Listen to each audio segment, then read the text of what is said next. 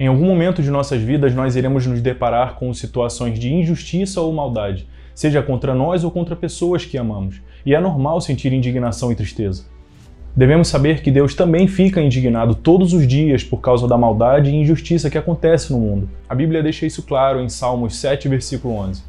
Mas é daí que muitas pessoas ficam se perguntando: se Deus é bom, então por que Ele permite o mal? Ou então, se Deus é bom e todo-poderoso, por que Ele não simplesmente destrói o mal de uma vez por todas? O que devemos saber é que o Deus da Bíblia não é um tirano que impede as pessoas de terem escolhas. Pelo contrário, Ele deixa as pessoas fazerem suas escolhas e respeita o livre-arbítrio que foi dado a elas. Entenda que o nosso Deus cria regras, respeita e segue essas regras até o fim. Nosso Pai Celestial tem um caráter perfeito e é por isso que Ele nunca irá descumprir a sua palavra. Deus deu à humanidade a liberdade de escolher entre obedecer Ele e estar ao seu lado ou desobedecê-lo e desprezá-lo. A Bíblia deixa claro que Deus é amor, justiça, vida e paz, e longe dele é impossível ter essas coisas.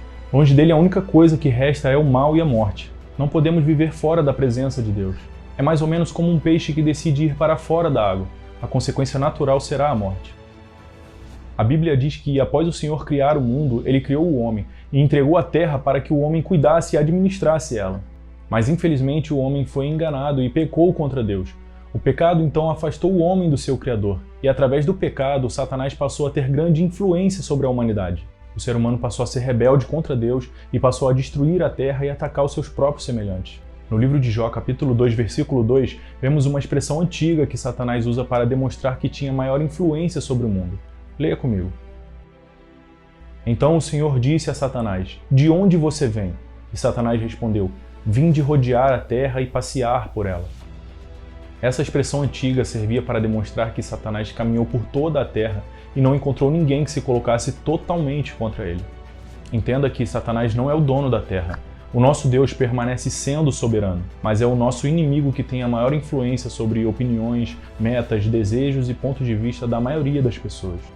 E é justamente por Satanás ter tanta influência sobre as pessoas que vemos tanta maldade, injustiças, ciúmes, mentiras e sofrimento no mundo. Mas mesmo assim, Satanás só pode agir dentro dos limites que Deus estabeleceu.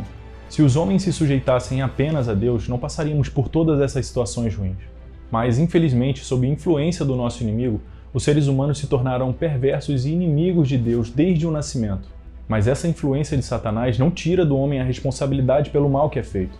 O mal existe no mundo por consequência das péssimas escolhas que a humanidade fez e continua fazendo todos os dias. A única coisa que nos impede de nós nos destruirmos completamente é a ação do Espírito Santo.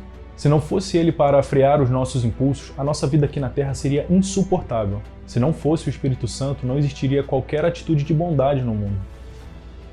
A pergunta que nós deveríamos realmente fazer é a seguinte: com todas as nossas falhas e pecados, por que Deus não destruiu completamente a humanidade?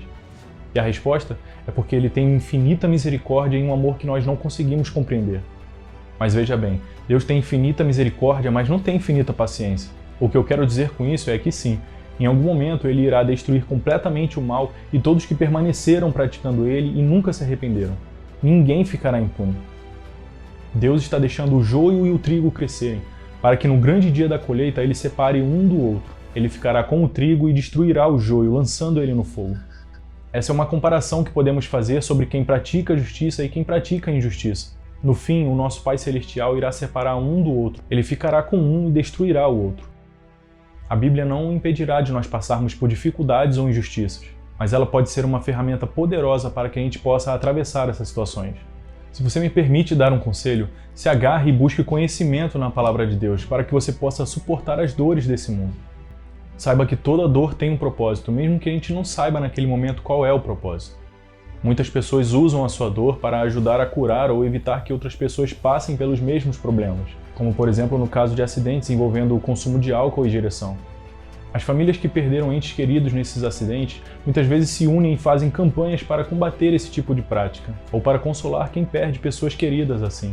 Dessa forma ajudam a salvar muitas outras vidas.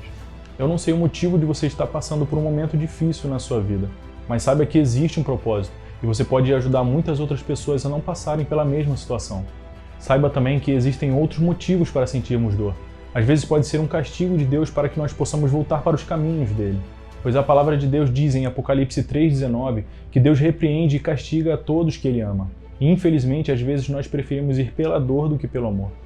Outra pergunta que as pessoas se fazem é: por que os maus parecem viver bem e parecem prosperar? Irmãos, Jó também se fez essa pergunta.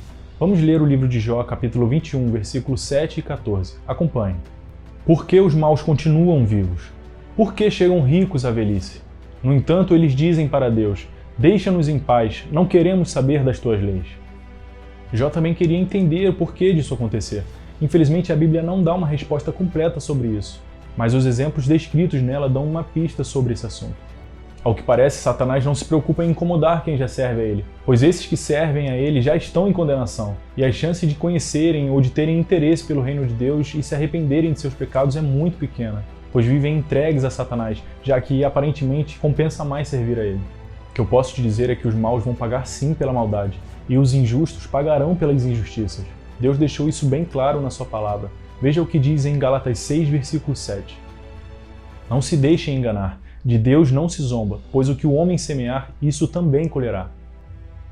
Então eu te pergunto, no final, os maus se dão bem e os bons se dão mal? Não, isso nunca acontecerá. Os justos serão recompensados e os injustos sofrerão a devida punição. Todos iremos prestar contas de nossos atos, todos sem exceção.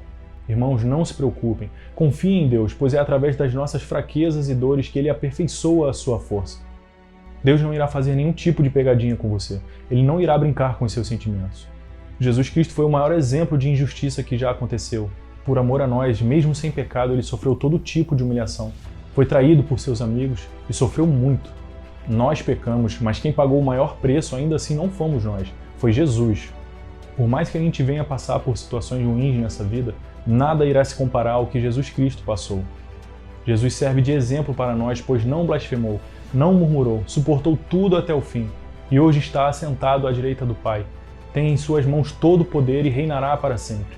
E Ele prometeu que todos que crerem e suportarem até o fim receberão a coroa da vida e reinarão com Ele. Irmãos, que toda dor e sofrimento sirva para que a gente pare de confiar em nós mesmos e passemos a confiar apenas em Deus. Amém? Até o próximo vídeo.